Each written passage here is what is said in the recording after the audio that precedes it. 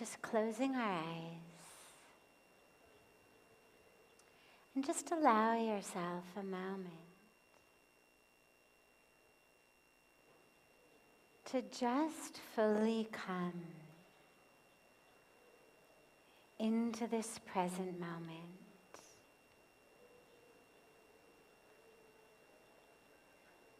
So much has happened in the past, even just right before you got here. So much is going on.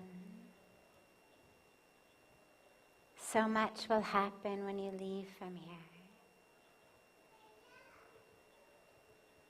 But for just this moment, see whether you can come out of the past and out of the future and just into this moment, right here, right now.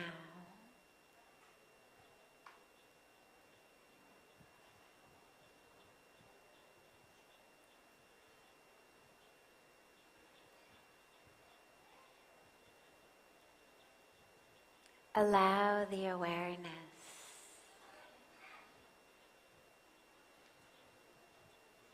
to be pulled inward into the breath. Let the breath be like a magnet that just pulls all of your awareness, attracts all of the awareness onto it.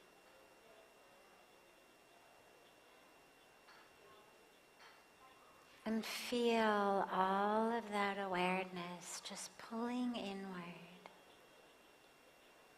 right into the breath.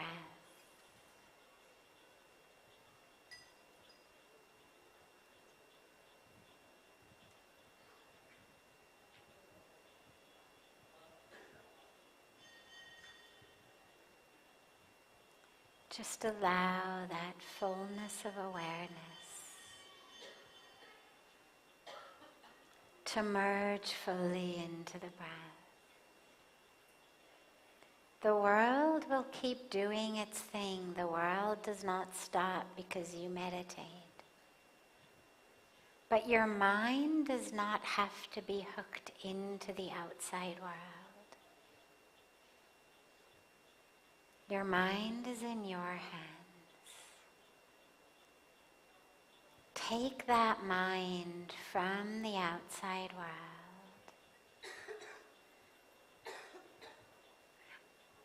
and allow it to merge fully into your breath.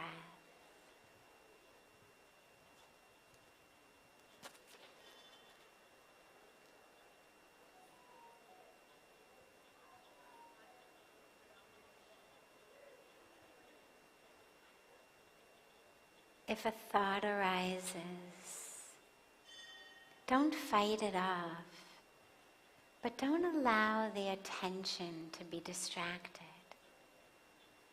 The moment you notice that you've wandered off, just bring the awareness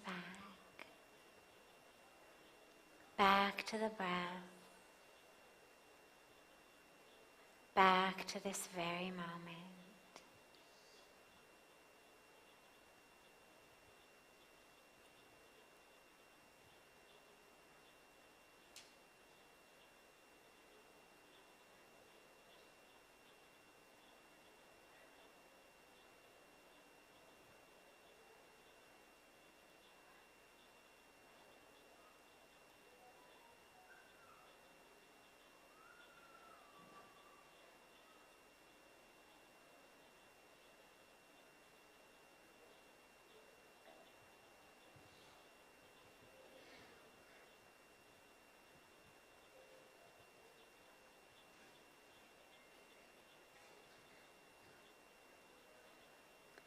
Slowly bring the palms of the hands together at chest level and just rub them gently against each other.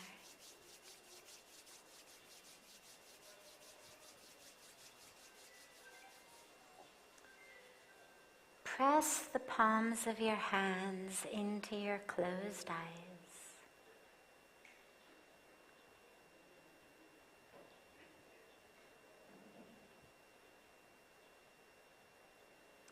And slowly lower the hands and open the eyes.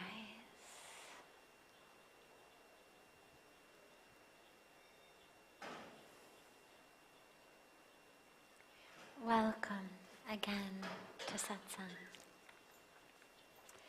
We'll start as usual with a question that's come from our online, internet-based audience. And then we'll open it up to any questions that anyone here has. And there's a microphone right here in the center of the room, so if you have a question, just raise your hand and then come to the microphone and ask it. Just Paliya miske sachurukare, then we'll just come to you. Okay.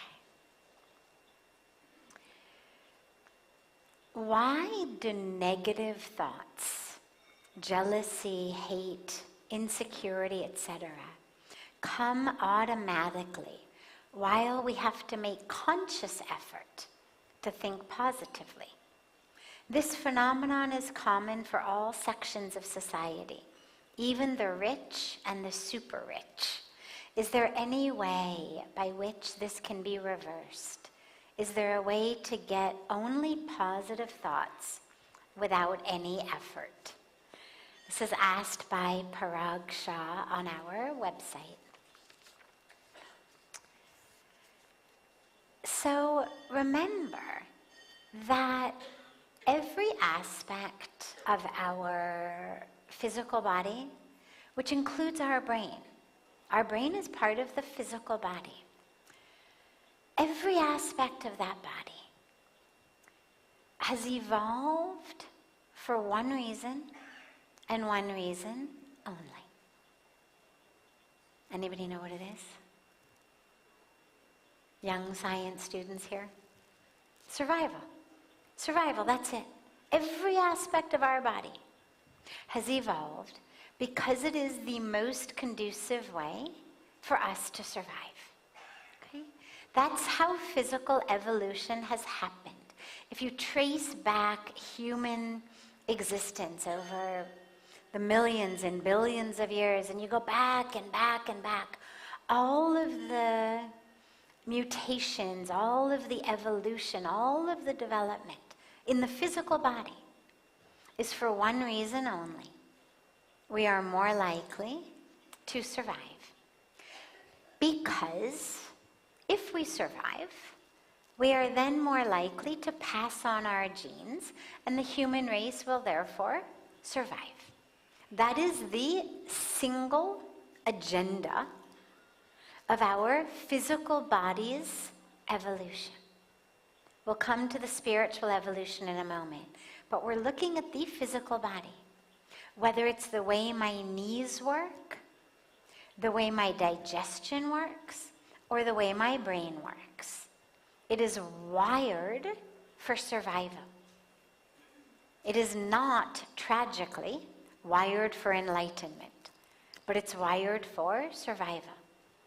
It's why things like lust and fear are so much easier to access than ecstatic meditative states.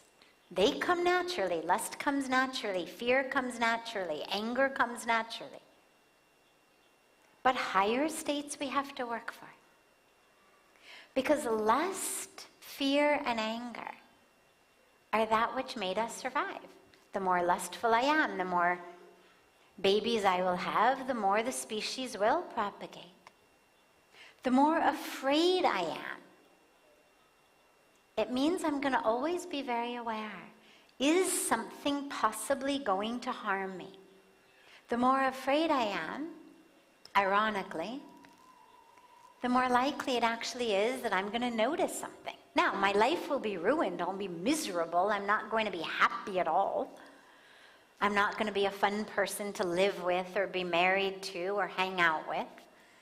But chances are, I'm actually going to survive because I'm going to be so afraid of everything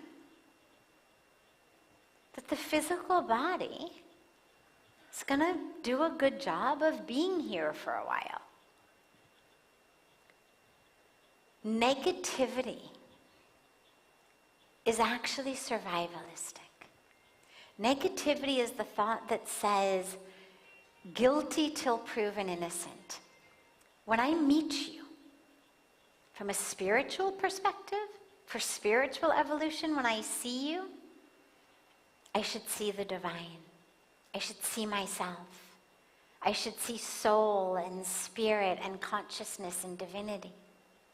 But from a physical evolution standpoint, I should distrust you until you have proven to be safe.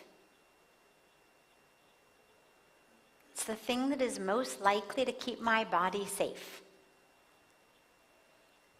I remember a beautiful, beautiful member of our Parmarth family, or beautiful sister of ours, when she was doing her medical school in America, in New York. She's very, very devoted and very pious, devoted, beautiful soul. And she had moved from Africa to America to do her university and medical school. And when she was in medical school, she was in medical school in New York. And she was living in this really not good part of town, very dangerous part of town. And I was talking to her. She was, maybe 21 at the time, maybe 22. And I was talking to her, and she was saying how she comes home very late at night. She has these science labs that go till 9, 10 o'clock at night, and she takes the subway home or a bus home, and then she walks 4, 5, 6 blocks. And I said to her, sweetheart, you have to be really careful. Like, this is New York City and not a good part of New York City. And she said, I'm not afraid. She said, just everybody I see them as Krishna. And I remember saying to her, sweetheart, that is beautiful and wonderful for your spirit and your heart, but we need your physical body to also stay safe. And these people on the streets are not seeing you as Radha. So your mind is great, no fear. But in a situation like that, a little bit of fear is actually really helpful. Negative thoughts are awful for us spiritually. They're awful for us emotionally. But our emotional mind, our loving heart, these aspects of our spiritual evolution, we're moving a lot more quickly on that level. Physical evolution is something that takes tens of millions of years to change. We are still the physical bodies of our ancestors of such a long time ago, where everything was a threat. Lions and elephants and the tribe next door who was coming in with bows and arrows and spears to steal your land. Being afraid, not trusting, being on edge a little, was actually really evolutionarily advantageous. So we are their offspring. I always say we are the offspring of the ones who were stressed. They lived long enough to procreate. So don't worry about why. Just understand, okay, negativity is the natural way that our brains go. But so is lust. Doesn't mean you should have sex with everyone you see on the street. It's not good for your spirit. It's not good for your emotional life. It's not good for your relationships. It's not good for our society. But if your only singular goal is to have as many kids before you die as possible, that's the way. And that's why lust comes so easily.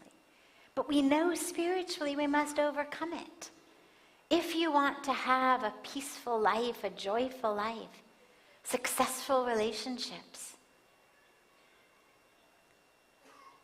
if you want to know the truth of who you are, experience the divine, we have to overcome these more base instincts, whether it's lust and fear, or whether it's the negativity of the mind. So yeah, being positive, being spiritual, seeing others as soul, as spirit, it takes work. But that's the work that we are here to do. On a spiritual perspective, we're not here to just propagate the human species. We're here to wake up. We're here to realize the self, to realize God, to attain moksha, to attain enlightenment. Our spiritual evolution doesn't care whether the human race stays or doesn't stay and what part any of us play in that. Our spiritual evolution cares.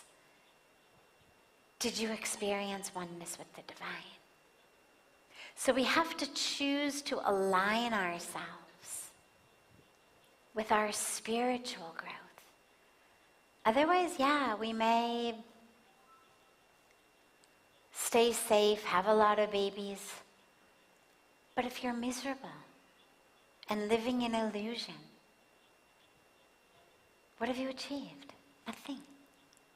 So we work to change the way the mind goes. And you can change it.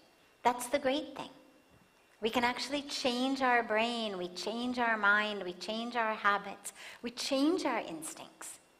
We become less and less impacted by lust, by anger, by fear, by negativity, because we've worked with them, we've seen it, we know, yeah. You're the same voice that tells me to eat on the day that I'm fasting, or to go to sleep the night that I'm staying awake meditating. You're that same voice. But I don't. Because I've made a decision, I'm going to stay awake, I'm going to meditate, or today's my fast. Just because there's a biological, chemical urge saying something else in my body, I don't go along with it. And that's all the negativity bias is something that is left over from tens of millions of years of physical evolution. But our goal is higher. So we have to work to overcome it. Great, good question. Yes, you had a question. Come to the mic.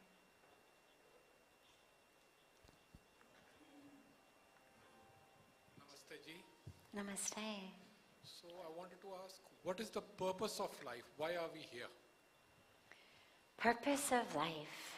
So, again, going back to the other question, it depends what your perspective is. From a purely biological perspective, the purpose of life is stay alive as long as you can to propagate as much as you can.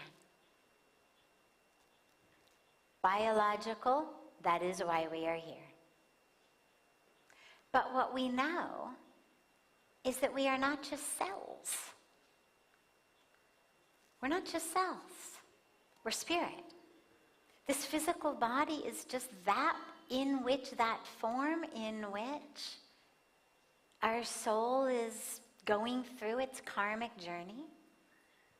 It's born, it changes, it will die, we'll get another one, it will be born, it will change, it will die. We understand on a spiritual level that our highest purpose is not just the propagate the species as much as you can. Our highest goal spiritually is to realize who we are, to have a direct experience of divinity, of truth, within you, not separate from you, but a direct experience that the truth of who I am is not the body. is not the emotions, the feeling states, not the urges, the impulses. I am not that. And to experience, even if it's just for a moment, to experience that divine truth of yourself. And then we work to make that moment longer and longer, and to make it come more and more frequently, and to last longer and longer. That's why we're here. And so that which we do, whether it's our, seated sadhana practice that most of us do in our room, or whether it's that which we do when we stand up off of our cushion, off of our mat, in the world, the way we move through the world, the way we look at others, the way we see others, the way we understand ourselves, the way we understand work, service, karma. All of that comes under this umbrella of, are you getting closer to truth in this moment? Or are you reverting back to the biological imperative? Right? Are you essentially no different from a caveman, from a Neanderthal, or from a baboon, where there's lust and there's fear and there's anger and there's protection and there's survival and there's, a basic social hierarchy? Are you no different than that? Or are you really moving into full awareness of the truth of who you are? Those are our options. We move back into our, literally what we call neurologically the animal brain, the reptilian brain, and the mammalian brain. We have different parts of our brain that have been there for different amounts of time throughout history.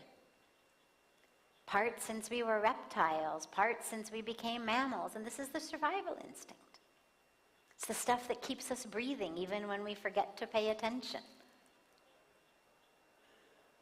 It's the stuff that enables us to navigate the world without tripping all over everything. That allows us to take in food and digest it, that enables us to recognize people as appropriate mates for propagation of species. But then we've got these higher aspects of the physical brain, where we're actually able to use that to access higher truth. It's not that the truth is in the brain, it's not that the brain is the truth. It's that without that higher level aspect of the brain, we're not able to access it. Tragically, the higher aspect of the brain also gives us the, modern day dilemmas. Jealousy, judgment, negativity, feelings of not good enough, company, all of this is sort of higher level stuff that makes us suffer. But we have a choice. How do we use our higher level neurology to be a more advanced competitor, to judge others more intellectually, to plan my revenge with more precision? Or do I use it to actually make clear, conscious choices of where I'm going to allow my thought patterns to go, where I'm going to allow my attention to go, what new neural circuits, what we call sanskaras on a spiritual level, which new ones am I going to build? Where am I going? We are co-creating this vehicle, this instrument, as we move through our life. We're co-creating it physically. Is it going to be strong and healthy, fat, thin? In shape, out of shape, well slept, not well slept? We're co-creating that decision. But we're also co-creating, am I going to be happy, joyful, satisfied, content, compassionate? Or am I going to be constantly miserable and competing and living in an experience of scarcity and lack and deprivation? I'm co-creating my experience here on earth. And I'm also co-creating my understanding of myself. And whether I'm moving closer and closer to truth, to divinity, or whether I'm content to just rest in, the lower parts of my brain, the sort of eat, drink, be merry parts of my brain. It's up to us. It's what we've got free will for. So use your higher level awareness to make choices that are going to give you access to the very truth of who you are. Great. Yeah, yes.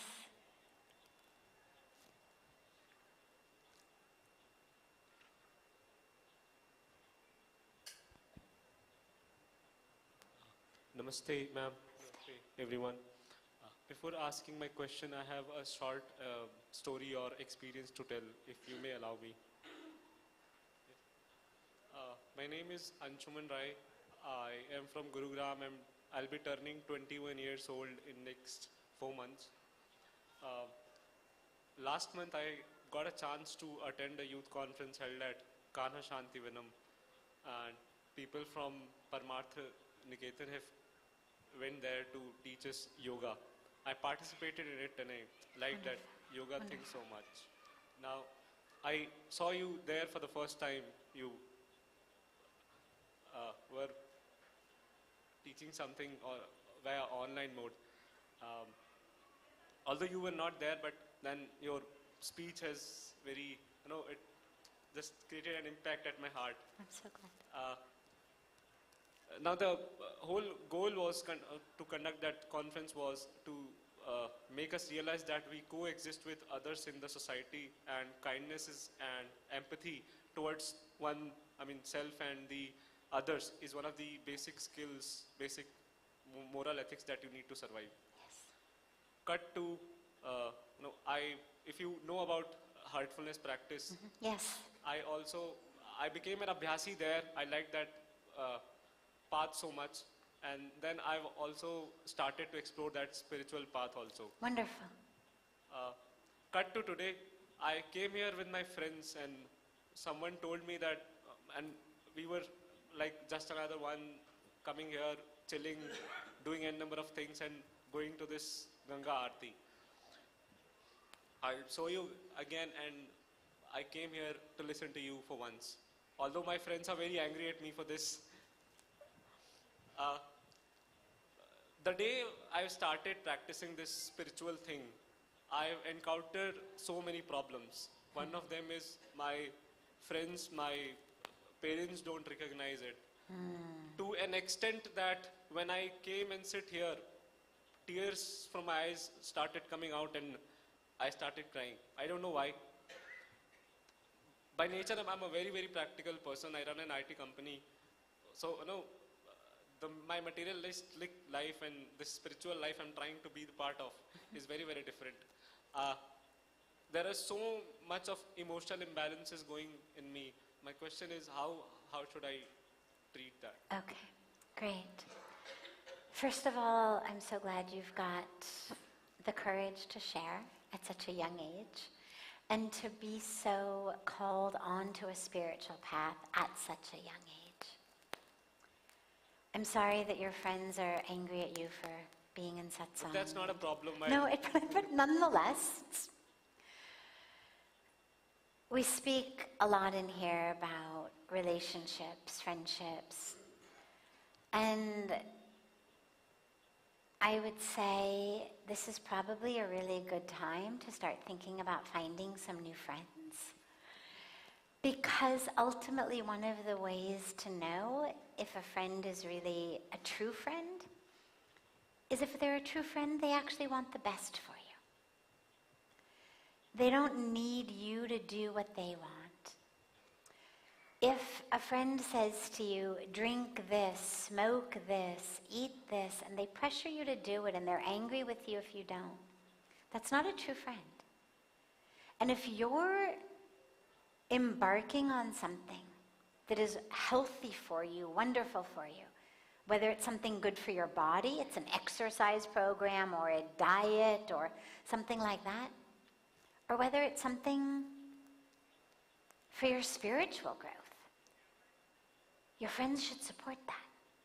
Friends should be the ones who say, that's great, yes, get healthy in the body, move on your spiritual path, recognize why you're here, find peace, find joy. That's what friends should want from friends. So, first piece, even though I know you didn't ask this part, is I'm not saying you should dump them right away. Then they'll just be more angry at satsang and never come to satsang. But as you go back home, start to think about where might you find friends who are more in alignment with your choices, so that there's not always a fight between they're going for pizza, I'm going for kirtan, or they're going to the movies, I'm going to satsang. You want to have at least a couple of friends who are on the path with you. It really helps. So when you go back, try to find some friends who are also on this path. There are many youth at the program. There were so many. So, look around, even just here, you'll see so many younger people. Talk to people after satsang. Make friends with people who are in the places that you like to go. Because what it means is that they're interested in the same things you are. Next. But yes. But then, sorry to interrupt. That's but okay. Then I can replace my friends, but what about my parents? I can't replace them. I mean, yes, they, whenever I do meditation and write my observations in my diary, they talk in a very, very sarcastic manner. They behave very, very practical to me. So when I first decided that I was going to move to India, I was 25. And I was in the middle of a PhD program, and everybody, of course, thought I was crazy. But Pujya Swamiji said something very interesting to me, and very important. I came to India first. I was here for 3 months. That was supposed to just be a trip, and I was supposed to go back. But I knew that I wanted to stay. He made me go back, and here's what he said. He said, if you are going to actually choose this life over that life, you've got to do it as a model of someone who had the option and the possibility for that life.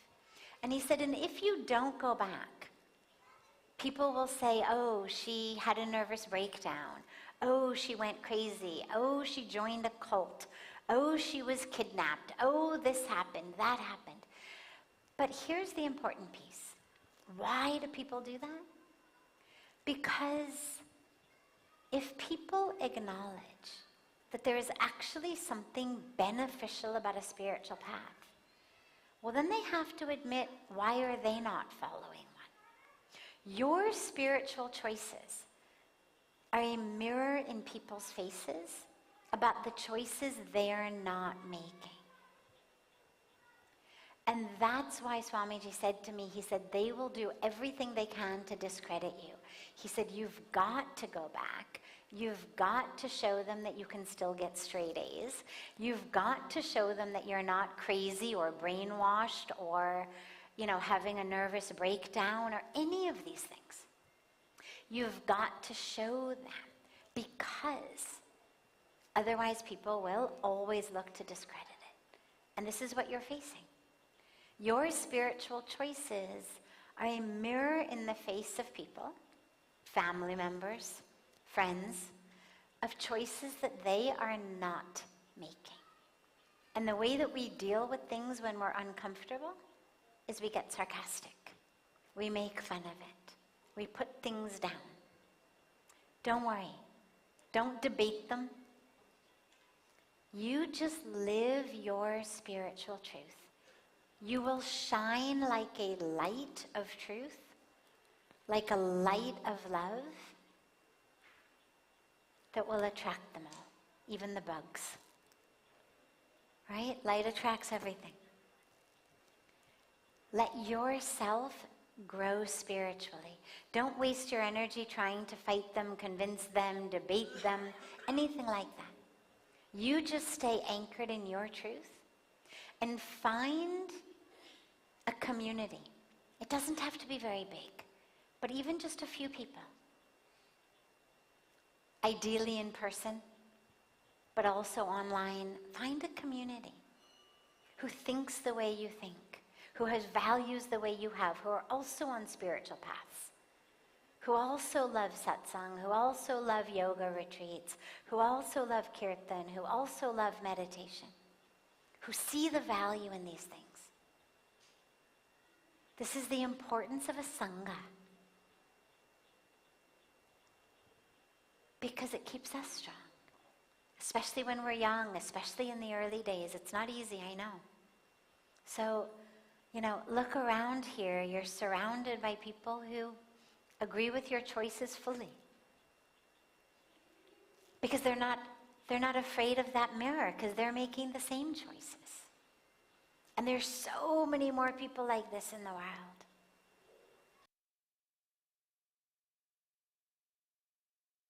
Looking for them, finding them, connecting with them, and then you just live your spiritual truth. Slowly, slowly, slowly, I promise you, it'll bring people around. You'll become a beautiful, beautiful influence on your family and on your friends. But it may take a while. Okay? But you stay strong. Thank you. Thank you. Wonderful. Wonderful. Good. Let's give him a round of applause.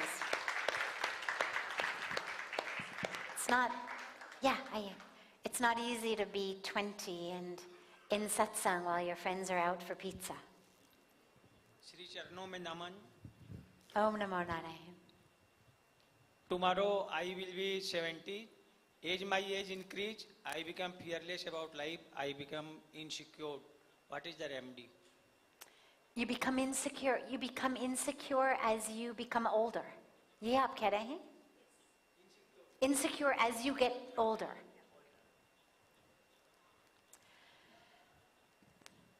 So there's two aspects of insecurity with age. One is fear of death. Normal, natural. Everything that is alive wants to stay alive. Just notice that, acknowledge it, and keep reminding yourself that it's not about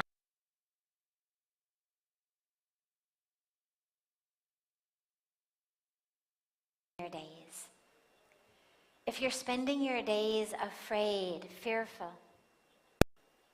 there's no life in your days. There's a heartbeat, there's air in your lungs, but there's no real life. Jivan hai lekin jaan nahi hai.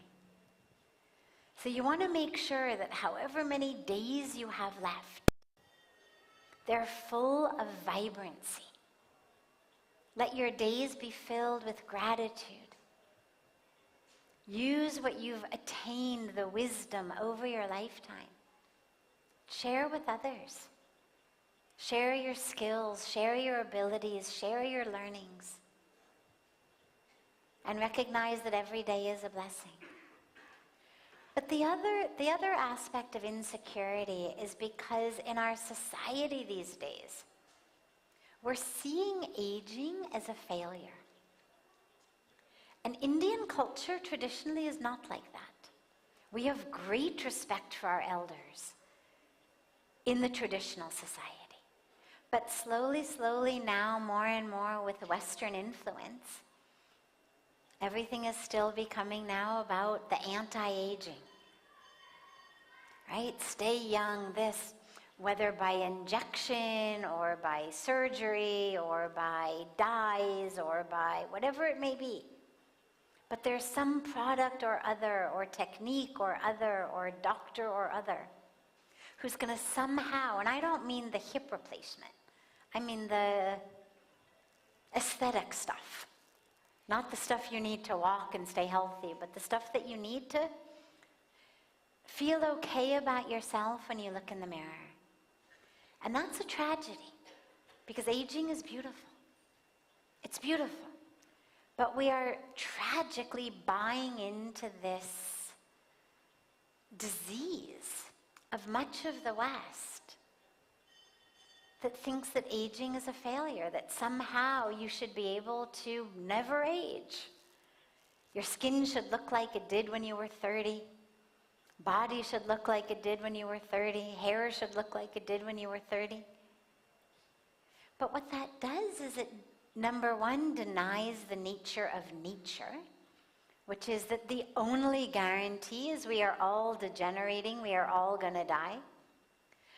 But what it also does is it deprives us of the gift of the wisdom of our elders, because we've shamed it so much and pushed it away so much, denigrated it, ignored it, which is where the insecurity comes from. When I become old, then I'm nothing, I'm worthless. Like, who am I then?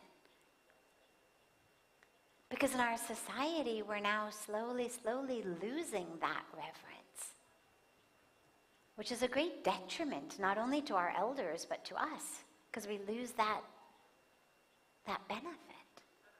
So don't let yourself get brainwashed into that idea. Own your wisdom, own your experience. Own every wrinkle that you've got. It's come from somewhere. It's come from smiling or crying, from worrying over your family or over your planet. They're there through your life. You're not nothing now. Just because you're not punching a time clock at work or doing something in the office or having a role or a title. That never was who you are.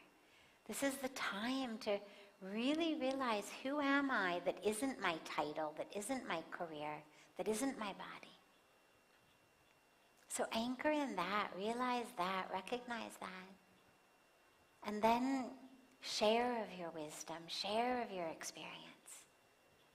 There's so many people in need of wisdom and love of elders, people whose parents either are not there or aren't full of the wisdom, aren't prepared to give it to them, aren't able to give it to them. There's so much of a need. Share that. You're a blessing to society. Remember that. Beautiful. Have a beautiful rest of your evening, everyone.